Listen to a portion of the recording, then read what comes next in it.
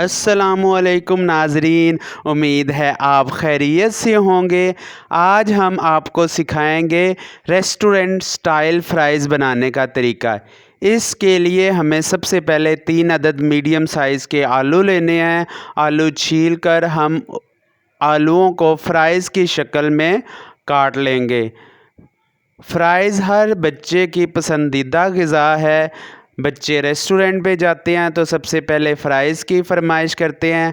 आज हम आपको रेस्टोरेंट स्टाइल फ़्राइज़ बनाने का तरीका सिखाएंगे।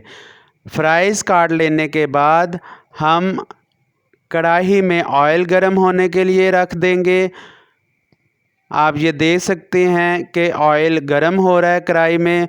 उतनी देर हम बाउल में फ़्राइज़ डालकर इसके ऊपर 2 चम्मच कॉर्नफ्लोर डालेंगे और कॉर्नफ्लोर को चम्मच की मदद से अच्छी तरह फ़्राइज़ के अंदर हम मिक्स कर देंगे ताकि कॉर्नफ्लोर तमाम फ़्राइज़ के साथ अच्छी तरह मिक्स हो जाए।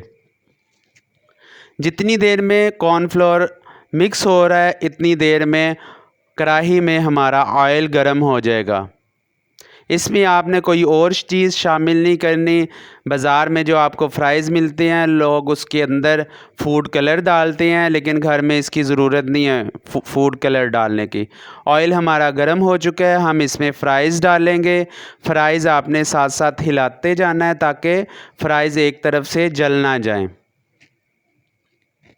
3 से 5 मिनट में हमारे ये फ़्राइज़ तैयार हो जाएंगे।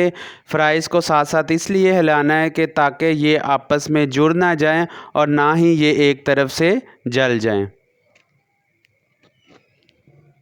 आप देख सकते हैं किस तरह ये क्रिस्पी अलग-अलग एक दूसरे से हैं और फ़्राइज़ कुरकुरे हैं। तकरीबन फ़्राइज़ हमारे पक चुके हैं। हम एक ट्रे के अंदर टिश्यू पेपर रख कर फ़्राइज़ इसमें डालेंगे ताकि फ़्राइज़ के अंदर से जो ऑयल है वो टिश्यू पेपर में अब्ज़ॉर्ब हो जाए।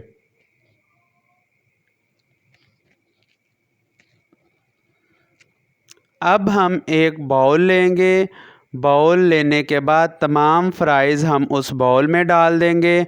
अगर आपको नमक पसंद है तो आप इसके ऊपर 1 से 2 चुटकी नमक छिड़क लें। चाट मसाला, आप स्पाइसी पसंद करते हैं तो चाट मसाला छिड़क लें और इसको अच्छी तरह आपने हिला के मिक्स कर लेना है। रेस्टोरेंट स्टाइल आपके फ़्राइज़ तैयार हैं। इसको ज़रूर ट्राई कीजिएगा, आप मैकडॉनल्ड को भूल जाएंगे।